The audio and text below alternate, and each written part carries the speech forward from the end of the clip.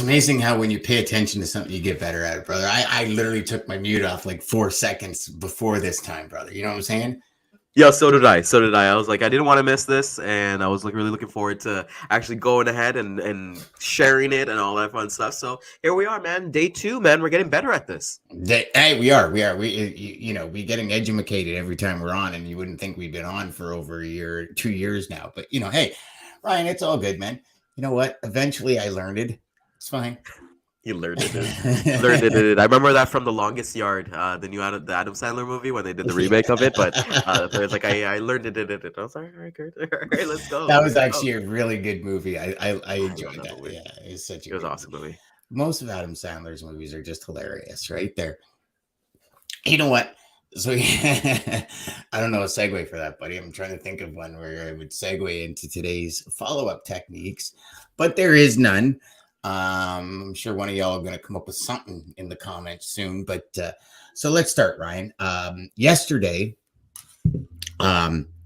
we had discussed, and let me just pull it up here because I know. Yes. So yesterday, part of the conversation was about, what do you do when you follow up? Right. And I had said I never follow up via phone. I find phone calls always catch people in inopportune times. My primary source of follow-up is email. And it's not because it's easier. It's not because I'm worried about rejection. It's just I find it catches people and they can reply back to me. And I've found more conversations start at 6, 7 o'clock at night, as opposed to the golden hours when people are really in this zone to get things done. And I know I've been in the zone many times, and I get frustrated when I get a call in the zone because I feel like it takes me another 20 minutes to get back in the zone kind of thing. And then procrastination and everything, blah, blah, blah, kicks in.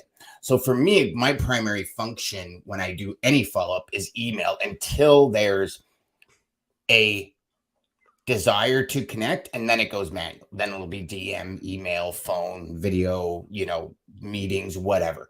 And then you had said that you like the pattern interrupt of a phone call. So I'd like to start today with that explanation on your pattern interrupt and kind of what you do when you do a phone call follow-up. 100%. So everything when you look in life, it really is a pattern interrupt. You're interrupting somebody. We can be working, doing this podcast right now, and then the doorbell can ring. Are we going to be mad? No, it's probably that Amazon order that we placed last night that we really want, and we actually have a function for. Or let's say we're walking in the mall with our significant other, and then we get that pattern interrupt of a store of those brand new Jordans in the window. Right. So I feel like life itself is a pattern interrupt for everything, because if we were always focused on what we're doing, then where's the fun and where's the spontaneous about that? So understanding that, hey, if I work in sales, I'm always going to be interrupting somebody's day. And it's just not just a logistics manager. It could be my teammates. They could be working on booking a certain load, trying to get a truck, or my CS or my customer service, or even if I need to talk to my VP of sales or even HR or anybody that I talk to is a pattern interrupt. Even this show, Dan, is a pattern interrupt because, hey, you could have put out some scheduling that I want to do some calls or do things, but then you saw our notification here and then you're like, okay, let me check this out and see what these guys are about. So for me, I love phone calls. I think there's no better way of connecting with somebody than really a phone call itself. So the way that I kind of operate, Dan, I kind of go through a different set of sequences. I like to kind of go through 14 steps, and it's every 2 days. And the reason why I pick every 2 days for the audience that's watching out there, I don't want to have to prospect today and then have to prospect the same customer tomorrow. I like to kind of give it a little bit of breathability, if that's a word as well. But however, I have been trying out testing something, and maybe I'll have some feedback on it later, which is called a triple touch, and that's on day one. So what a triple touch looks like, Dan, is that on the first day is where you really hit them from, like, you're going guns blazing. You're gonna hit them with an email, gonna hit them with a phone call, hit them with a LinkedIn message to kind of hit that. This is who I am. I'm making my presence known. And some people are going to be like, I already know. People are going to be like, oh, you're bothering them. The last thing that they want to do is all this stuff. You have to realize, if you are a salesperson and you are making commission, it's on you, it's on your family, it's on everybody that you work with to close business. At the end of the day, if you're not selling the services that you believe in and that you truly believe that you can help customers, you're doing a disservice to yourself and that prospect. It's just like if I was selling lemonade and I didn't tell my neighbors that I was selling lemonade. What if they needed that lemonade from there? So one of the big things I love with the pattern interrupts, Dan, is that I'm not there to spam. There's, like we said, there's a fine line between being spam and being persistent. But I love the phone calls just to kind of connect with them, see where they're at, and then I'll make a mental note of it as well. Okay, well, this person picked up at this time. Maybe this is the best time to reach them at, and then kind of have that conversation with them. But like I said, I'm a pattern interrupt guy. When it comes to my sequences, I like to mix up phone calls. I love emails. I love video messaging. I love LinkedIn direct messaging. And one of them I actually like was during the pandemic was actually sending snail mail. I love to actually send a note, things like that. There's certain places, things I won't cross. Like, I will never add them on social media. Let's say add them if I find like their Instagram or their Facebook and things like that. I just feel like that's the line that I draw. That's being annoying, right? But yeah, like for me, well, like it's actually being a little creepy. 100%. It is being creepy. It really is. Mm-hmm. Like, there's dedication to your job, but there's certain people who would like teach their own for that. For me, I like to kind of keep that separation too, right? Like understanding that, hey, I do this during my certain days. Don't call me about business at like 9, 10 o'clock at night. It's just, that's not when I'm going to be receptive to it. But like I said, those are really the 5 or 6 kind of channels that I really like to utilize. And not one is prioritized more. It's kind of like a sequencing of like, okay, if the first one, like I have it here, what I'm looking at is like, I'll follow them on LinkedIn and then he'll hit the bell notification. And the bell notification means that anytime that they post or anything like that, I'll get a notification, right? So that's just me gathering information, right? And then the second thing would be is, let me go research their website, comment on their posts and send connection on LinkedIn afterwards. And then that's when I'm starting to make my presence known to them. So when we come back to, being a pattern interrupt, I'm all about that, because how are you going to close business? Like, it's like skipping rope, Dan, when that person's getting ready to jump in, and they don't know, it's just like, just jump in. What's the worst that's going to happen?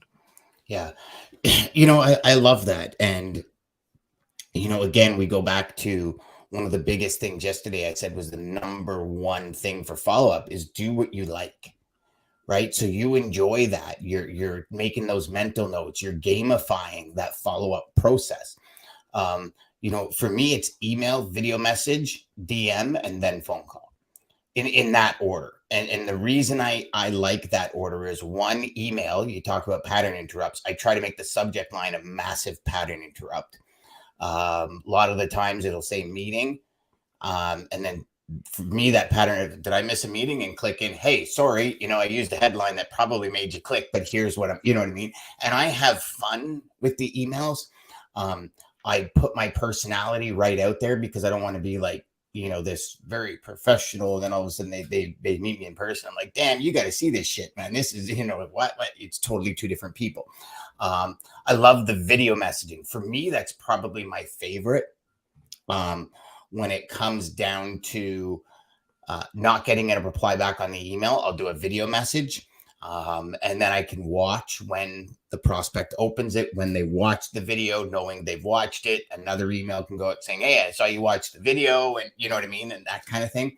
That's why I love technology in follow-up.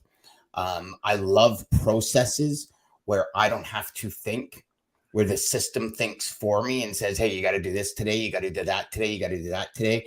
And it's kind of like, for me, it comes back to, in life and business, the least amount of brain power that I have people use, the better.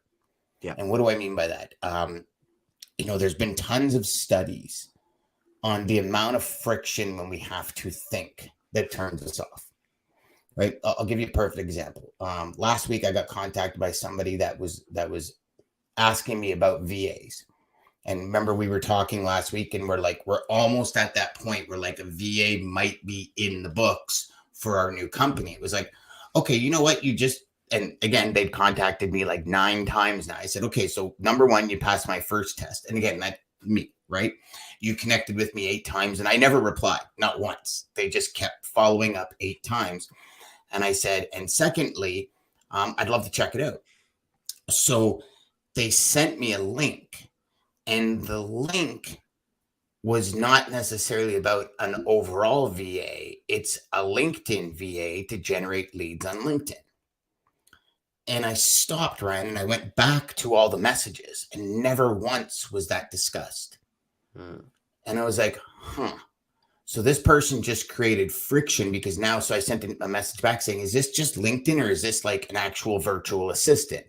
Because if it's just LinkedIn, I'm not interested. But if it's no, it's a virtual assistant for anything. And I said, but your representation is not what you're saying. Like what I click on is not what you're saying. So immediately it creates that friction in my head to go, no. So for me, I think you have to put your personality out there right away. And if your phone, your personality should come out in the voicemail, right? It like, don't be so scripted. It's if you are a happy-go-lucky person, part of your client profile should be, I want happy-go-lucky people where I can speak the way I want to speak and I don't have to watch my P's and Q's, because then all day you're like, oh, I can't do this with this person. And it's, I can't speak like this or say that with this person on the phone. And I find the majority of your call becomes you censoring yourself, if that makes sense. 100%. Yeah. So that follow-up process, for me, I do the same thing you do, where it's, we call them cadences, sequences, whatever you want to call it, where it's, mixing it up. And some, Ryan, I just do all email. And some I decide to do video messages for 3 videos. Like I mix it up because I don't think there's a perfect follow-up out there. I think you can master the game of follow-up, which is what this week is about for us. But there's no perfect follow-up. There's no perfect voicemail because you're dealing with individuals and it's their perspective that drives the engagement. Make sense? 100%. And, when you talk about, personalization is like key. I truly believe generic one-size-fit-all follow-ups are less likely to really even get you any results. I feel like for me, myself, I got to show myself, right? I tailor my messages to the prospect's needs, their interests. I love interests as opposed to their specific needs and pain points, because you don't really know what the pain points are, right? You can always do a referral, but I love interests. And one of the things, Dan, that I kind of clue in, or I kind of key in, is that I use my interests to find prospects that have the same interests. And you already know this, and I've mentioned this with a lot of people, I'm big into dog rescue, I'm big into dogs. So if I find a piece of nugget that this person has a dog or the rescue, and I found that conversation goes a lot more I never sound salesy when I'm on a phone call. When I first kind of started, I would kind of be like, hey, this is Ryan with XB company, we have trucks everywhere, blah blah blah, we're North American, all that stuff, and spray and pray and all that stuff, and we can get onto that later on. But I find when I'm able to personalize and be yourself, Dan, what you just said about, having to censor yourself and things like that, nobody wants that, No. And even if you get up to a point, there's been customers that prospects that I've connected with, we're ready to go, but there's just no business there. Right. Yeah. So for me, when I understand that, it's just, personality, you do have to qualify. And that's, we'll probably touch on that for next week. But for personalization, I just understand that, when you're personalized, it not only increases the likelihood of response, but you're able to build rapport. And rapport is what you're trying to do with prospecting and following up. I really do think so. Yes, I agree. And, I do believe templated emails done right can work. And what I mean by that is, so I recently did a sequence process. I threw 50 people in it. And the first email was a very quick introduction, and I created a video. And in the email, I said, FYI, this is a generic video. It's not, tailored to you, because I honestly don't know which one of the three things I talk about in the video is your issue. If one of these three things you resonate with, this is what we solve. Yeah. I'd love a conversation with you. And that return, I mean, I think I had 35 people out of the 50 watch it, which is huge. Like for me, understanding the percentage of follow-up people that actually like listen or engage or make a click when it comes to email. I mean, you might have 30 people that open it and 3 people click, right? So to have 35 views of the video, now I don't know if people watched it twice, could be. But I thought that was a win. And it's kind of like the way I look at follow-up and especially sequencing when it's automated is I look at it as be authentic. Hey, I'm following up with you in 2 days. This is an intro email. Here's what I'm looking for. If this is not what you're looking for, please just reply back and say, not interested. Right. And I feel as well. And here's the thing, some people, and we talked about it yesterday, some people believe that, or some people use email because they're, for lack of a better term, afraid of phone calls. They're afraid of the rejection. They have anxiety. They have, right. So they use emails as a way out, but so do customers and prospects. They will use email as an easy way for them to say no. So in my first email, I do my absolute best to qualify that prospect. Here's the big things that I'm good at. Are you in need of any of these? And I know you do a similar thing when you do emails, and you use kind of, are you tired of the ups and downs? And are you tired of people that say they're going to do one thing and do another, because you follow through on what you say you're going to do. So that's one of your superpowers in the industry. And what I find is majority of the time after 3 emails of going back to the original core message and what I'm good at and does this work with you, and saying, I will connect with you in 2 days if I don't hear from you. What I do is I find the majority of people come back and say, not interested, or, hey, interested, but I'm busy for the next 3 weeks. I'm on vacation, because we like just finished the vacation season, like 2 weeks ago, literally. So I found that gets a lot of replies, because I specifically say, hey, this is a generic video. So it's not I'm not going to pretend it's tailored to you, and when it's not. And secondly, here's the big 3 things that I think I can help you fix. If any of these are wrong, get back to me. If they're not, I don't want to waste your time reading the next email. Just let me know. Reply back with no. I'll never contact you again. And for me, that's a big qualification, because we've talked about it many times. I'm going to spend time with people that are qualified.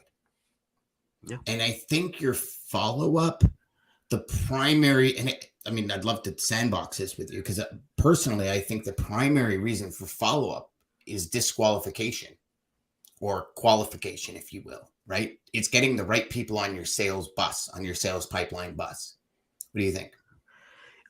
It's funny, because as you're talking, I was thinking about, my intention. So my intention for following up and call it prospecting as well is to book a meeting to find that out, right? So nothing's going to, for me, is going to be found out. It's just to, like we said, build rapport and let them find out, because everyone's going to Google you. As soon as you send that email, they're going to look up your company. They're going to look up who you are, see what's available and things like that. And one thing that I've learned in my prospecting and so on, that people will pay attention, and that's why it's always important to kind of have like a squeaky clean image credibility and brand. But for me, my intention is to book that meeting where I can actually put my feet up and actually ask those questions. I'm not there to close business. I'm not there to talk about, hey, what are you guys kind of doing the next couple of months? I just want to get them on the phone for a scheduled meeting that, like we said, we can put our feet up and just go through that qualifying process. And there's no harm, no foul to that anyways, right? Because I think when you set an intention too, with your prospecting, it's like whatever your intention for the meeting is, it's like, hey, I want to book 2-3 meetings a week, or I want to book like 2 or 3 meetings a day, and kind of working towards that number. So for me, like I always said, it really comes down to just booking that scheduled meeting, rather than it, like we talk about pattern interrupts. it goes from pattern interrupt to a scheduled interrupt, if that makes sense, right? So Yeah, that makes total that's sense. my intention. That's my intention with the prospecting and follow-up. So here you said something there, Ryan, and then I apologize. I was paying attention to you. You just gave me a really cool idea. So again, I'll test it and deliver some information back. So where you said, they're going to look you up. Hey, Mr. and Mrs. Prospect, you probably after this email might look me up. Well, here's my LinkedIn profile. For me, I use my Instagram and Facebook all as business anyways. So I would put my 3 profiles and said, by all means, go check me out. Now, because I have LinkedIn Navigator, now if they click on it, I can see they clicked on my profile to check it out. So you know what I'm saying? So just even these conversations for all of you watching, listening, have these conversations with teammates. Like, how do you follow? Because Ryan just gave me a stellar idea. Now, if we go back to that friction idea, I'm creating way less friction because they don't even have to type my name into LinkedIn. They can literally just click a link in their email and it brings them right to my LinkedIn profile. And then they see what I'm all about. Right. So, and remember, we've had many people come on saying your LinkedIn profile is your resume. That's how people look at it these days. So let's not excuse the power of social media. Now, if your Instagram and Facebook is you out partying on the weekend with your friends and these shorts and videos, I wouldn't necessarily give them your LinkedIn profile until you know what them. though? I feel like, I would go for it anyways, just because I feel like people are people. Like I feel like, especially in logistics now, Dan, we're dealing with a much younger crowd. Like I talk to a lot of logistics managers who are my age, right? So there's not that like next gen, like the boomers, they call them, right? Where it's like, oh no, you gotta wear a suit and like wear a tie and all that stuff. I feel like they're all humans, So there's times that I've texted logistics managers and be like, hey, did you go to the game? And like they send me pictures, or like I've sent like videos of me playing golf, horribly by the way. But I feel like it just gives that human aspect of it, right? Because when I go you ever on, send you back saying you moved your bottom half too fast? Do you ever send you those back? No, they're very nice. They're very nice. They're very nice and letting me know, right? I always preface it by saying things like that. But I think so. Be authentic, be yourself, right? There's certain things,